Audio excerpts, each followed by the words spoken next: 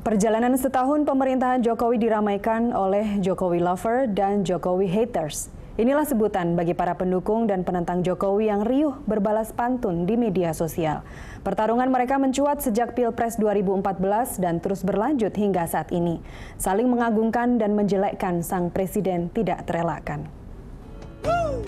Kita harus menang total, dukung revolusi mental. Salam dua jari. Bukan rahasia lagi, naiknya Joko Widodo ke puncak pemerintahan karena dukungan publik. Merekalah yang mengantarkan mantan wali kota Solo dan mantan gubernur DKI Jakarta ini ke Istana Presiden.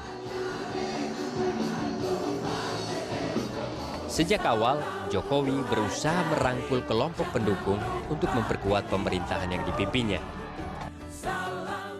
Sejak awal mencoba untuk mengkonsolidasikan kekuasaan politik ini, ya, dan juga administrasi pemerintahnya. Karena apa? Karena sebetulnya Jokowi menyadari bahwa meskipun menjadi presiden dipilih rakyat, tetapi dia dikepung oleh kekuatan-kekuatan yang mempunyai interest tertentu, yang interest itu tidak selalu sejalan dengan nawacitanya siapa? Ya, pemerintah. Ya. Karena apa? Karena memang mereka merasa bahwa mereka sudah kontribusi kepada Jokowi menjadi presiden, dan Jokowi juga merasa bahwa dia tidak punya partai apa-apa dan dia mesti mengelola berbagai macam kepentingan yang tidak mudah, ya kan? Bahkan makin lama semakin kompetisi kepentingan subjektif itu makin lama makin akan kelihatan, ya.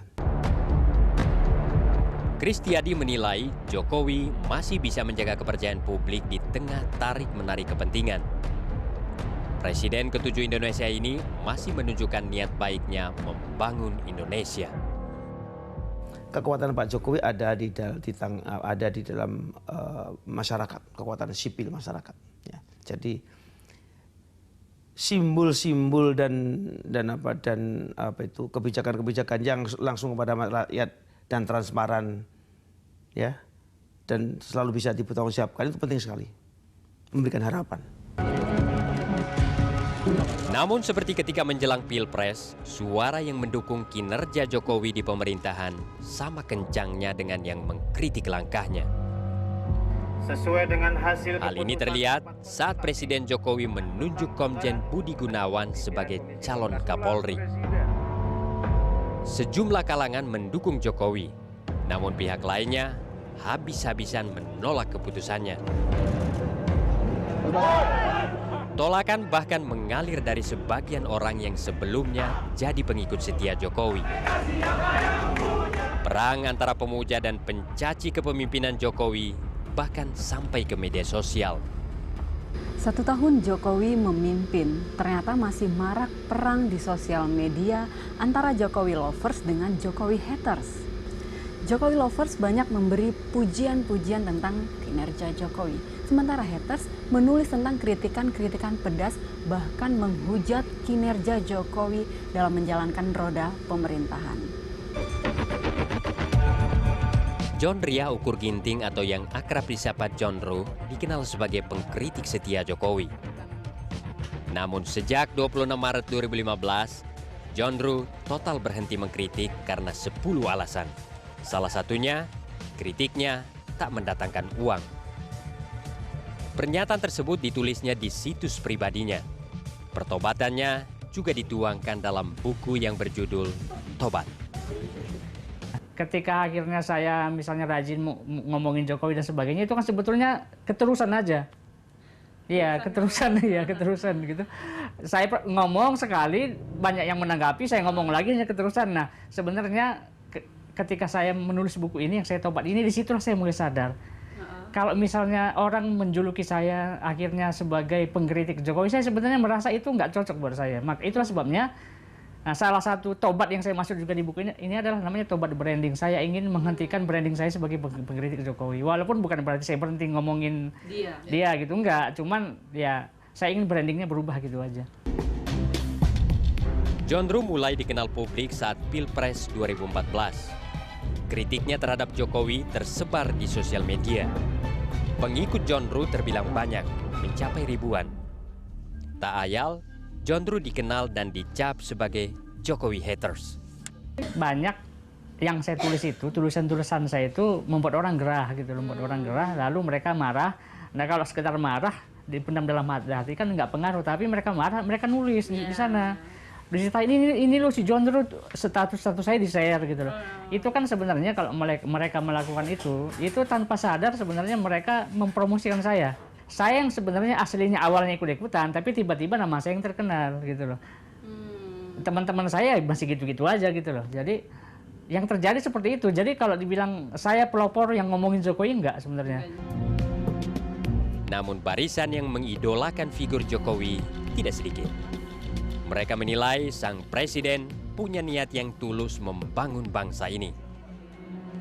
Ulin Yusron adalah mantan jurnalis yang jatuh hati kepada sosok Jokowi. Sejak Pilpres 2014 sampai saat ini, ia pembela Jokowi. Baginya, apapun yang dilakukan presiden merupakan kontribusi terbaik Jokowi demi kemajuan negeri ini. Pencapaiannya sebetulnya cukup signifikan, terutama dalam pembangunan infrastruktur. Beberapa proyek yang macet, mangkrak di masa pemerintahan sebelumnya oleh Jokowi diterobos dalam waktu singkat. Sebagai contoh misalnya tol Cipali, itu lama, tidak berjalan oleh Jokowi, minta segera diselesaikan dan akhirnya bisa kita pakai menjelang Lebaran.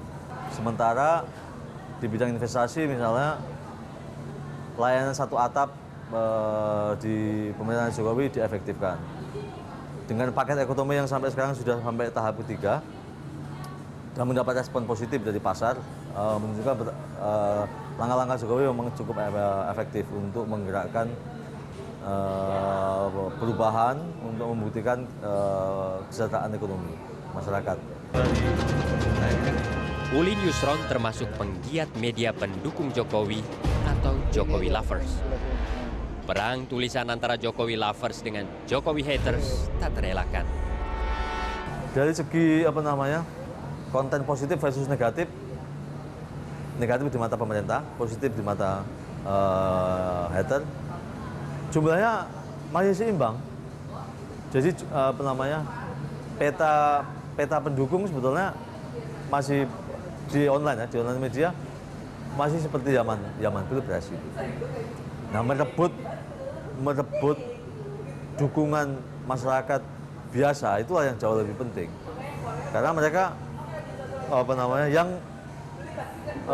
yang selama ini tidak berkuar-kuar muncul di media, tetapi ikut menentukan suara pada waktu pemilihan presiden. Presiden Jokowi boleh jadi tidak begitu peduli dengan perang kata antara pencinta dan pengkritik dirinya. Yang jauh lebih penting adalah merealisasikan semua janji kampanye 2014 untuk bisa segera dinikmati rakyat.